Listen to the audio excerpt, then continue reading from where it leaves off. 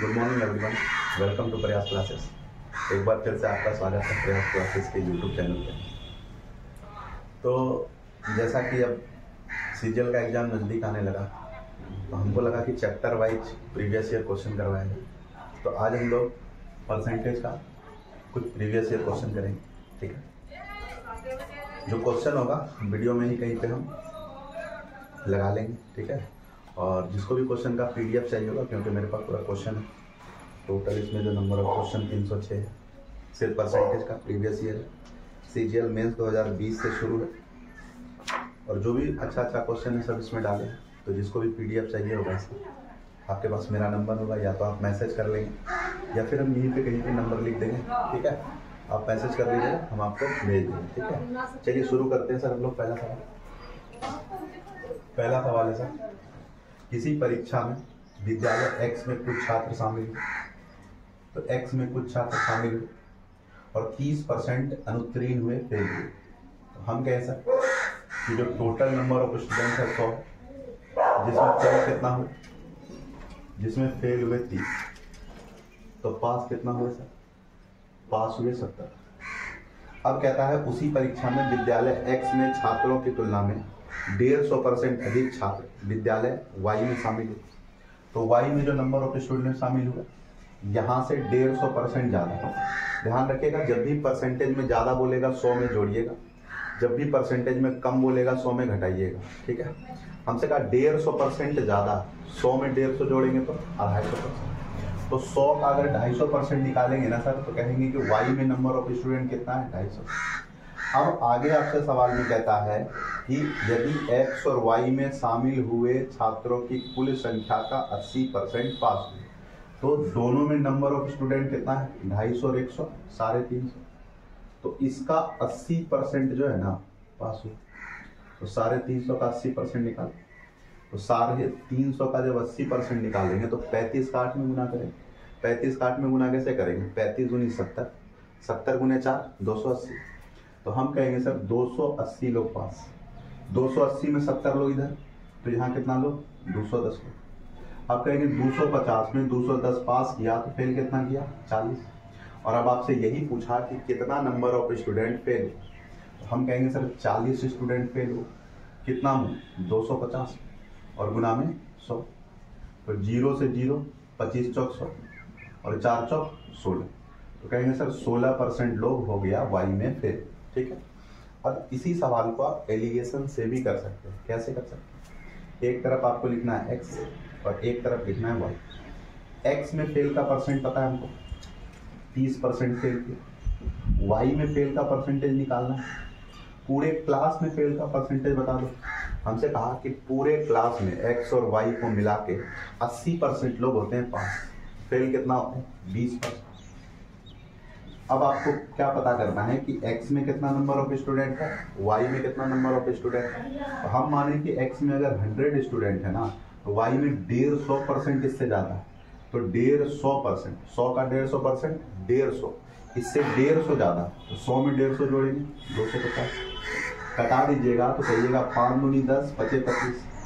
X में number of student 2 है, Y में नंबर ऑफ स्टूडेंट 5 है। अब जब भी एलिगेशन लगाते हैं ना सर, तो हम लोग कोना कोनी घटाते हैं, ऐसे क्रॉस में घटाते हैं, ठीक है। और बड़ा नंबर में छोटा नंबर घटाते हैं। जो बीच वाला नंबर होता है वो एक नंबर से बड़ा होता है, एक नंबर से छोटा होता है। या फिर आप कह सकते हैं कि जो बीच वाला नंबर होता है नहीं, एवरेज की तरह काम करता है। तो हम कहें सर 30 बड़ा कि 20 बड़ा, तो 30 बड़ा। 30 में 20 गया 10, तो कहेंगे 5 अनुपात अगर 10, तो 1 अनुपात 2, 1 अनुपात 2, तो 2 अनुपात 4।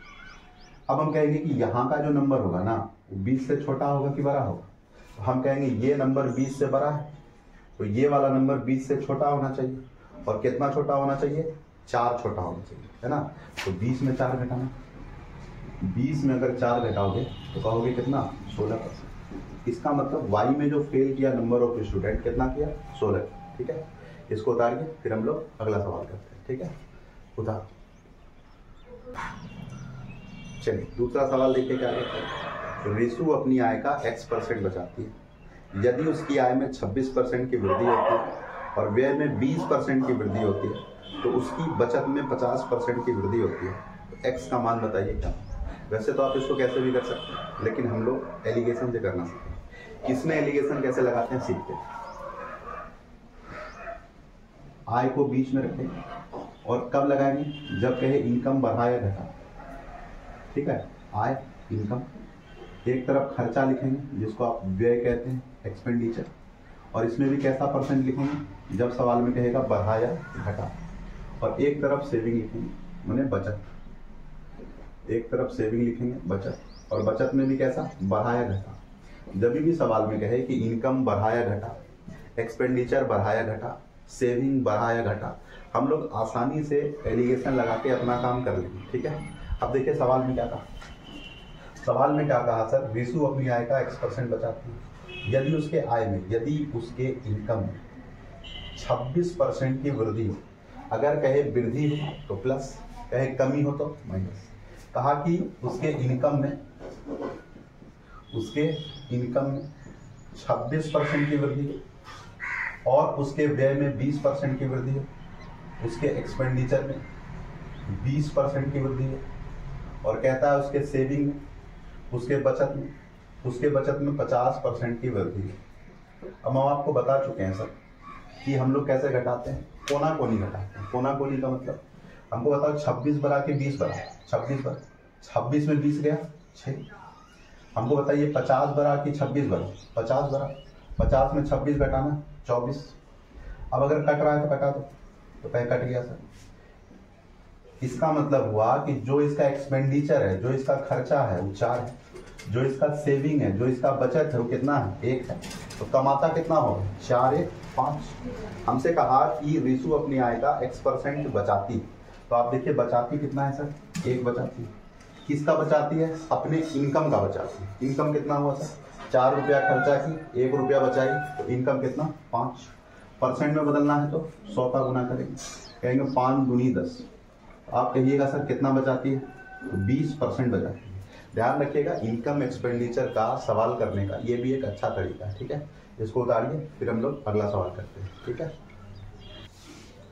लेकिन अगला सवाल है, अनुजा के पास किसी संपत्ति का 66.2/3%, यदि उसके पास मौजूद संपत्ति के 30% की कीमत 1,25,000 है तो पूरी संपत्ति के 45% की कीमत क्या है। इसका ऑप्शन थोड़ा सुधार लीजिएगा। ठीक है, अब देखिए ये सब कुछ आपको पता होना चाहिए, जैसे 33.1/3% या फिर 33.33% का फ्रैक्शन वैल्यू क्या होता है 1/3 होता है। अगर इसका डबल कर दे तो 66.2/3% या फिर 66.66% का मतलब क्या होता है 2/3 होता है। तो हमसे कहा अनुजा के पास पूरी संपत्ति का 66.2/3%। अनुजा कहता है सर अनुजा के पास 66.2/3% है, जिसका फ्रैक्शन वैल्यू क्या होता है 2/3। तो हम ऐसा करते हैं कि जो टोटल संपत्ति है ना उसको कुछ एज्यूम कर लेते हैं और ऐसा नंबर मान लेते हैं जो 3 से कटे। तो हम 300 मान लेते हैं, आप 3000 मान लीजिए, आप 3 करोड़ मान लीजिए, आप 30 करोड़ मान लीजिए, कुछ भी मानिए फर्क नहीं पड़ता। तो 3 से कटने वाला कुछ भी नंबर हम मान लिए, कुल संपत्ति 300, 300 का 2/3 200। तो अनुजा के पास है 200, और फिर कहता है अनुजा के पास जो संपत्ति है उसका 30%, 200 का 30%। तो आप कहिएगा ये परसेंट से 2 शून्य गया, 30 दूनी 60, माने अनुजा के पास जो संपत्ति है उसका 30% का वैल्यू कितना आया 60, जिसका मान दे के रखा है आपको 1,25,000, 1,25,000।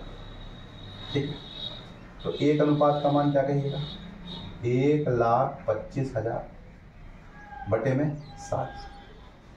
उसके बाद आपसे कहा है कि कुल संपत्ति का 45%, टोटल संपत्ति कितना है 300, तो 300 का 45% निकालना जरा।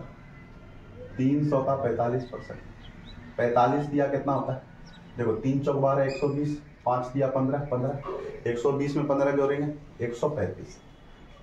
तो टोटल संपत्ति का 35% है सर, सॉरी 45% है 135।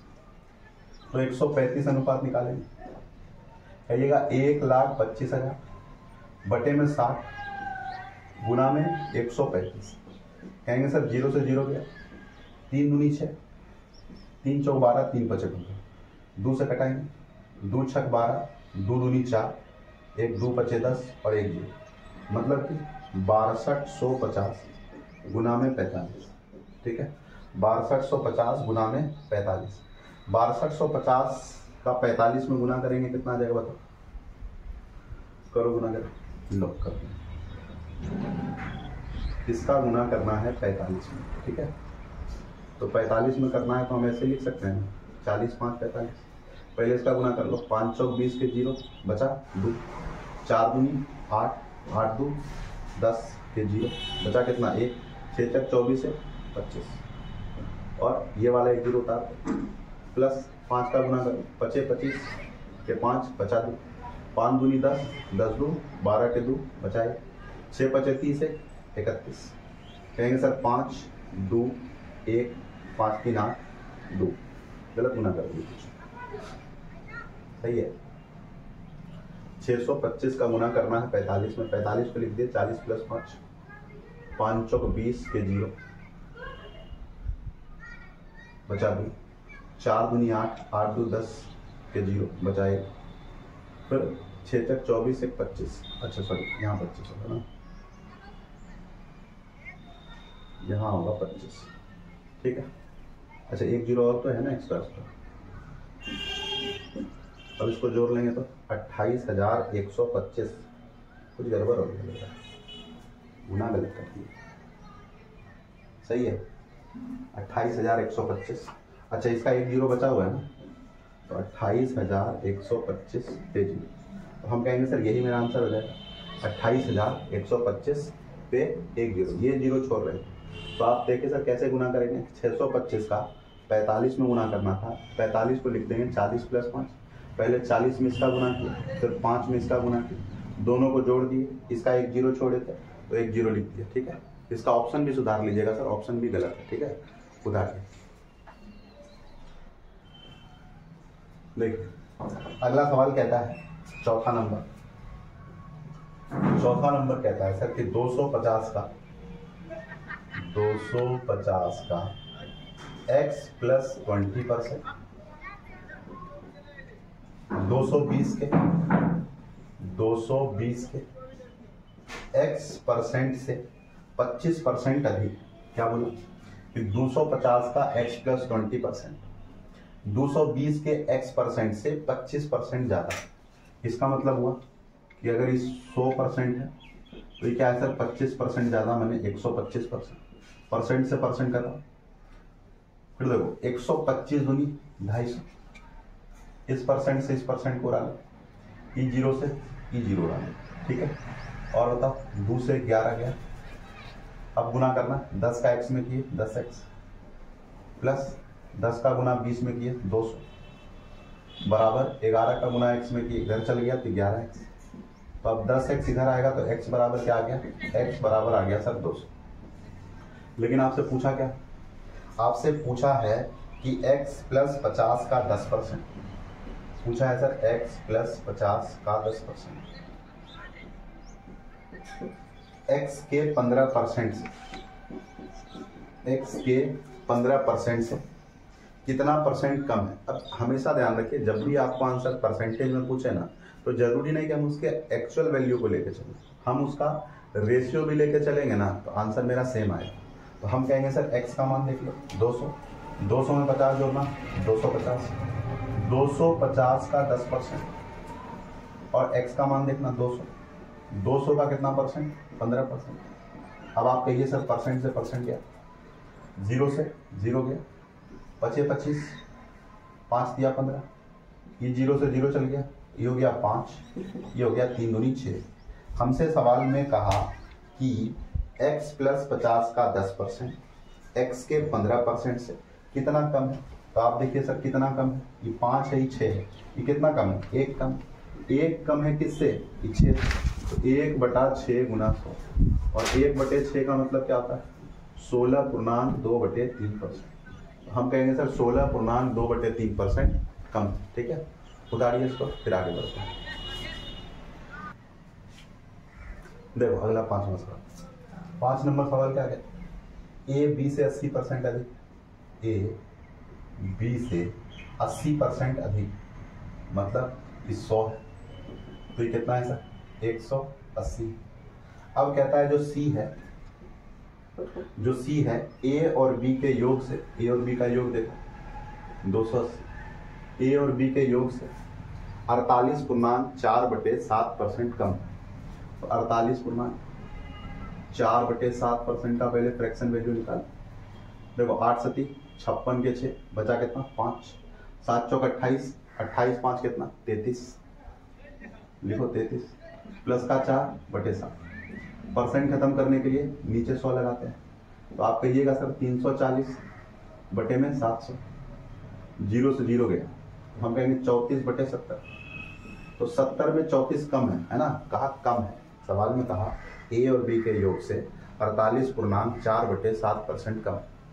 48.4/7% का फ्रैक्शन वैल्यू 34/70, माने 70 में 34 कम। अगर 70 में 34 कम है तो कितना है सर? 36/70। ठीक है, 0 से 0, 7 चौक 28, और 36 चौके क्या होता है? 36 दूनी 72, 72 दूनी 144, हम कहेंगे सर 144। अब सवाल में आपसे कहता है कि सी ए से कितना कम, तो देखो सी जो है ए से कितना कम है, तो आप कहिएगा सर 144 से 180, 180 में अगर 144 घटाएंगे कितना हो जाएगा सर? 6, 36। 36 कम है किससे? 180 से, गुना में 100। हम जानते हैं 36 पचे 180 होता है, और 5 दूनी 10, तो हम कहेंगे कितना कम है सर? 20% कम। और ध्यान रखिएगा जो भी सवाल कर रहे हैं ना सर, 2020 के सीजीएल मेंस में आया था, तो इतना ही आसान सवाल आता है। ठीक है, बहुत ज़्यादा हवाबाजी करने का आपको ज़रूरत है नहीं।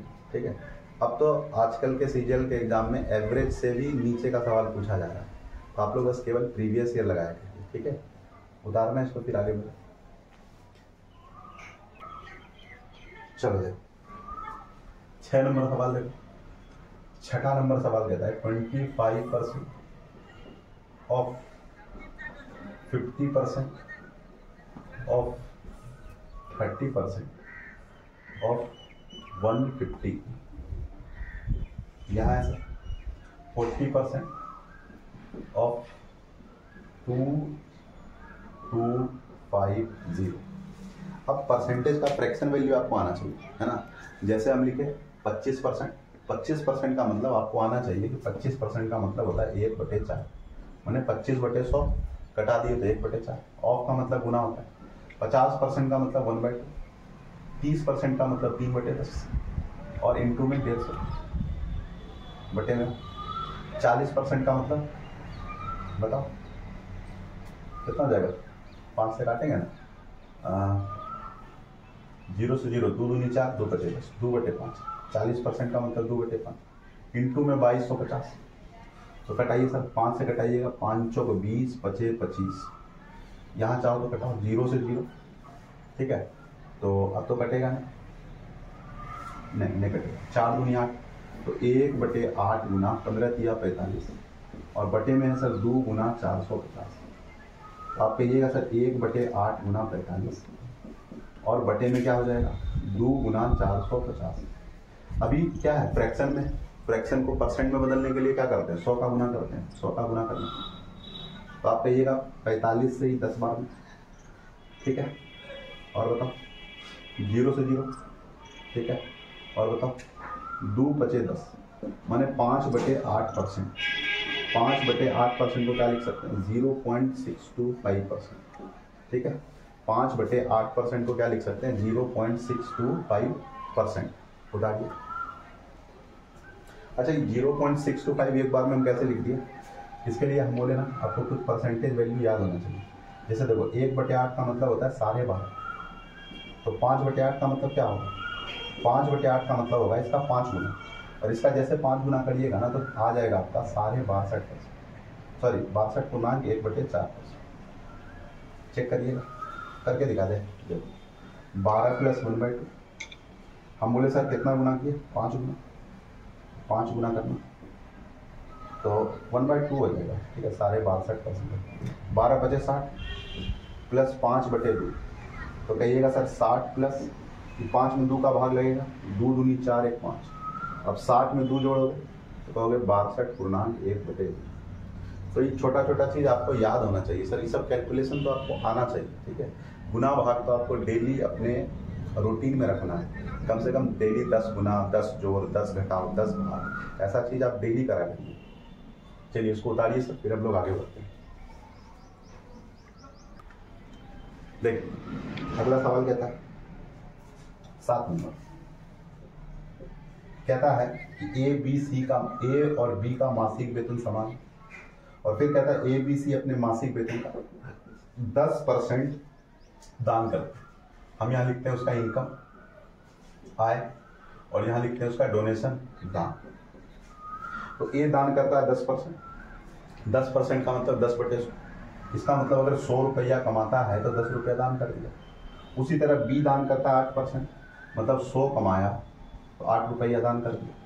और उसी तरह कहता है सी 9% दान करता है, मैंने 100 कमाया तो 9 रुपया दान कर दिया, ठीक है।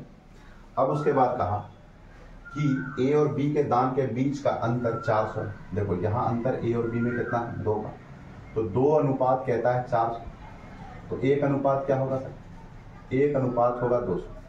अगर 1 अनुपात 200 तो 10 अनुपात कितना, 200 का 10 में गुना करना 2000, 1 अनुपात 200 तो 8 अनुपात कितना, 200 का 8 में गुना करना 1600।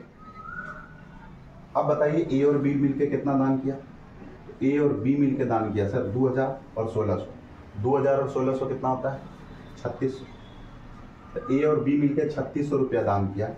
और आगे सवाल में कहता है कि ए और बी द्वारा किया गया कुल दान सी की तुलना में 900 रुपया अधिक है। सी के तुलना में 900 अधिक है, तो इसमें अगर 900 निकाल दे तो सी का दान आ जाएगा। सी का दान कितना आ जाएगा सर 2700, और यहाँ देखना सी कितना दान करता है 9, है ना, तो कहिएगा 9 अनुपात 2700, 9 अनुपात 2700, तो 1 अनुपात होगा सर 300। हाँ सी का इनकम बताओ, सी का इनकम कितना है 100, तो 100 अनुपात कहिएगा सर 300 गुना में 100, 300 में 100 का गुना करना 30,000, यही आपका उत्तर हो जाएगा सर, ठीक है। उतारिए फिर हम लोग आगे बढ़ते हैं। देखिए अगला सवाल है 8 नंबर। 8 नंबर सवाल कहता है रेनू अपनी आय का 20% बचाती है। हम आपको बताएं इसको आप नॉर्मल भी कर सकते हैं, एलिगेशन से भी कर सकते हैं, हम आपको दोनों तरीका से बताते हैं, ठीक है। कहा रेनू अपनी आय का 20% बचाती है, यहाँ लिखो आय इनकम, यहाँ लिखो सेविंग बचत। इनकम में बचत घटेगा क्या आएगा खर्चा, मतलब एक्सपेंडिचर। कहे 100 रुपया कमाया, 100 में 20 रुपया बचा, खर्चा कितना हो गया 80। अब आगे कहता है कि यदि उसका व्यय 20% बढ़ जाए, उसका खर्चा 20% बढ़ जाए, 80 का 20% बताना। तो किसी भी नंबर का 10% क्या होता है, पीछे से एक नंबर छोड़ के पॉइंट लगा दे। तो हम कहें 80 का 10% कितना होगा 8, और 20% उसका डबल, 8 का डबल 16। 16 रुपया अगर 80 में बढ़ गया तो कितना हो गया 96। और उसके बाद कहता है कि उसके इनकम में 29% की वृद्धि, 100 में अगर 29 का वृद्धि होगा तो कितना हो जाएगा 129। अब उसका बचत कैसे निकालोगे, तो हम कहेंगे 129 में 96 घटा दो, 129 में 96 घटाना कितना हो जाएगा, तो 4 इधर 29 इधर, 29 4 कितना हो जाएगा 29 4 33। तो कहिएगा सर 20 रुपया से 33 रुपया हो गया, बचत कितना बना 13, 13 बटे 20 गुना 100, तो कहेंगे 20 पंचे 100 और 13 बचे 65। इसका मतलब उसका बचत जो है ना 65% से बढ़ गया। अब आपको बोलिए इसी चीज को एलिगेशन से आप करो, याद है ना एलिगेशन से कैसे बताए थे, बीच में इनकम, एक तरफ एक्सपेंडिचर और एक तरफ सेविंग। एलिगेशन किस में लगाना है, जब इनकम बढ़े घटे, एक्सपेंडिचर बढ़े घटे, ठीक है, सेविंग भी बढ़े घटे। देखो सवाल में कहता है अपनी आय का 20% बचाती है, 20% सेव करती है। अगर 20% सेव करती है तो उसका खर्चा क्या है 80%। अब आगे बढ़ो, आगे कहता है कि यदि उसके व्यय में 20% की वृद्धि होगी, उसके एक्सपेंडिचर में 20% की वृद्धि हो गई और इनकम में 29% की वृद्धि हो गई। आपको बताना है सेविंग में क्या फर्क पड़ा, हमको एक्सपेंडिचर और सेविंग का रेशियो मिल गया है, कितना मिल गया 20 से कटाना, 20 से कम 20, 20 चौक 80।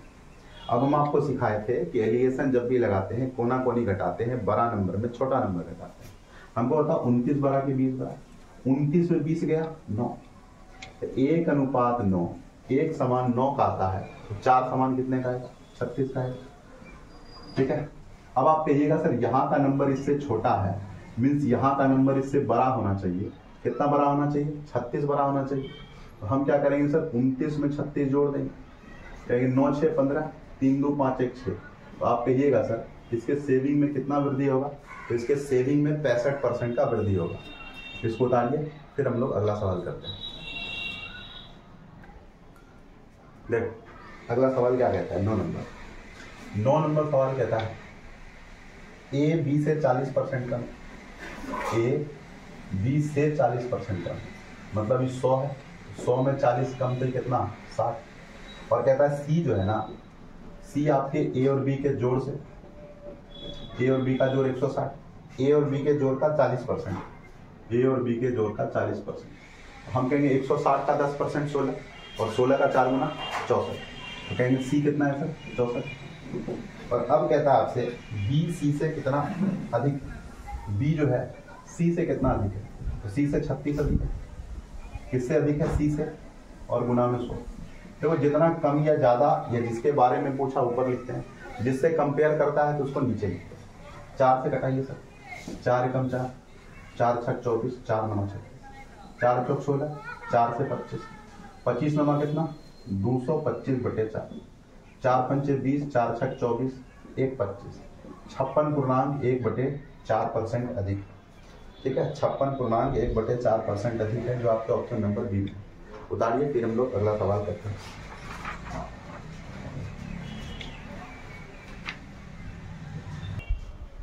चलिए सर अगला सवाल देखते हैं हम लोग। 10 नंबर सवाल कहता है कि 55 रुपया प्रति केजी, 55 रुपया प्रति केजी के दर से 20 केजी चावल। फिर कहता है सर 50 रुपया प्रति केजी के दर से 25 केजी चावल, 20 केजी, 25 केजी। और फिर कहता है सर कि 60 रुपया प्रति केजी के दर से 35 किलो चावल, है ना? हाँ, 35 किलो चावल खरीदता है। फिर उसके बाद कहा कि 150 रुपया और खर्चा करता है भाड़ा वाला, 150 रुपया भाड़ा में खर्चा किया परिवहन, और पूरे स्टॉक को 62.56 की दर से बेच देता है। एसपी है उसका 62.56 रुपये पर केजी। ठीक है, 62.56 रुपया प्रति केजी के दर से बेच देता है। पूरे लेन देन में उसका लाभ परसेंट होता है। लाभ परसेंट बराबर क्या होता है सर? देखो लाभ या हानि परसेंट बराबर होता है लाभ या हानि बटा क्रेमू और गुना में 100। लाभ या हानि परसेंट बराबर होता है सर लाभ या हानि बटा सीपी इंटू 100। गुना करना फटाफट, 55 दूनी 110, 1100 का समय, 25 पचे 125, 1250 का समय। 35 गुना 6 कैसे करोगे बताओ? पहले 35 का गुना 2 में कर देंगे, 35 दूनी 70, 70 दिया 210, 210 में 1 जीरो लगा 21। ठीक है, अब अगर सबको जोड़े 2 3 4, ठीक है, 4000 हो गया, और 100, 2 300, 1 400, 450 ऐसा कुछ है। ठीक है ना? अब इसको जोड़ना है, 50 जोड़ेंगे 4500, 100 जोड़ेंगे 4600। हम कहेंगे सर 4600 रुपया में, 4600 रुपया में कितना किलो सामान लाया? 35 में 25 जोड़ेंगे 60, 60 में 20 जोड़ेंगे 80, 4600 में 80 किलो, 0 से 0 इसको घटाना, 8 पंचे 40, 8 सती 56, बचा कितना 4, 8 पंचे 40। तो हम कहेंगे 57.5 रुपया प्रति केजी मेरा क्रेमुल हुआ। जो मेरा कॉस्ट प्राइस आया वो आया 57.5 रुपया प्रति केजी। घटाना जरा, तो अगर हम इसको घटाएंगे तो यहाँ 6 लिखेंगे, 5 में 5 गया 0, 12 में 7 गया कितना 5। हम कहेंगे सर 5.06 का प्रॉफिट हुआ। बटे में लिखते हैं सीपी, सीपी है 57.5 और गुना में 100। इसको उड़ा के यहाँ 100 लगा और इसको उड़ा के यहाँ 10 लगा। देखो इससे इसका काम खत्म। ठीक है, चलो कटा, किससे कटा दें? पहले इसको 5 से कटाते हैं। 5 एकम 5, 5 एकम 5, 2 पचे 25, तो 5 दूनी 10। अब ऊपर को कटाते ना, 506 का डबल कर देते हैं, 506 का डबल हो जाएगा 1012 बटे 115। अब 115 का लगभग आप 8 गुना करिएगा तो देखिएगा इसके करीब करीब आ, तो जो भी मेरा आंसर होगा वो 8 पॉइंट समथिंग होगा। अब आप ऑप्शन को अगर एक नज़र देखिएगा तो ऑप्शन आपका सर 8 के आसपास का एक ही ऑप्शन है, 8.8%। तो कहेंगे मेरा जो प्रॉफिट हुआ वो 8.8% का हुआ। उतारिए, फिर हम लोग अगला सवाल करते हैं। देखो अगला सवाल कहता है एक परीक्षा में 92% स्टूडेंट पास हुए और 480 फेल हुए, तो टोटल नंबर ऑफ स्टूडेंट क्या होगा सर? 100%। अगर 100% में 92% पास कर गया तो फेल कितना किया? 8%। और नंबर में फेल कितना किया? 480। तो आप कहिएगा सर कि 480 फेल किया और परसेंट में किया 8%। हमको बताना है टोटल नंबर ऑफ स्टूडेंट, हमको बताओ 100% कितना? 11 नंबर का परसेंट से परसेंट 8 6 48, 6 गुना से कम, 6 गुना 100 का मतलब 600। Total number of student 600। 12 number देखिए, 12 नंबर सवाल कहता है ए और बी के वजन का योग। ए और बी के वजन का योग है सर 80 kg। अब कहता है कि ए के वजन का 50%, 50% का मतलब 1/2, और बी के वजन का 5/6 गुना, ये है आपस में बराबर। तो 2 तिया 6, बी को नीचे ले आना जरा, कहेंगे ए बटे बी बराबर 5/3, मतलब ए के वजन का अनुपात 5, बी के वजन का अनुपात 3, तो दोनों का वजन जोड़ना 5 3 8, तो कहेंगे सर 8:80 किलो। 8:80 किलो तो 1:10 किलो। हमसे कह रहा दोनों का अंतर बताओ, 5 में 3 गया 2, तो दोनों का अंतर 2, 2 अनुपात क्या होगा? 10 गुने 2 मतलब 20 किलो होता है। चलो अगला भी कर लेते हैं, आसान है ये, कहीं कर लेते हैं साइड में। देखो 13 नंबर कहता है सर 180 का 15%, 180 का 15% में कितना जोड़ा जाए कि 360 के 20% के बराबर हो। 15% कैसे निकालते हैं? 10% प्लस 5%। 180 का 10% 18, 5% 18 का आधा 9, 18 में 9 जोड़ेंगे 27, तो कहिएगा 27 प्लस x बराबर 360 का 20%, 360 का 10% 36, 20% मतलब 36 का डबल, 36 का डबल 72, तो x बराबर होगा सर 72 माइनस 27। तो अभी घटाना भी बहुत आसान है। हम जानते हैं जब भी नंबर पलट के घटाया जाता है ना, जो 9 का मल्टीपल होता है, 9 के मल्टीपल के साथ उसके डिजिट का अंतर होता है। तो हम कहें सर 72 या 27 से नंबर को पलट के घटाया, तो 9 का तो मल्टीपल होगा, और 7 में 2 गया 5, तो 9 बचे 45, तो कहेंगे सर x का मान क्या आ जाएगा? 45। उतारिए सर, फिर हम लोग अगला सवाल करते हैं। देखिए सर हम लोग 14 नंबर सवाल करेंगे। कहता है यदि नया बेलन बनाने के बेलन की त्रिज्या को 20% से घटाया जाता है, त्रिज्या को 20% से घटाया जाता है और इसके ऊंचाई को 20% से बढ़ाया जाता है।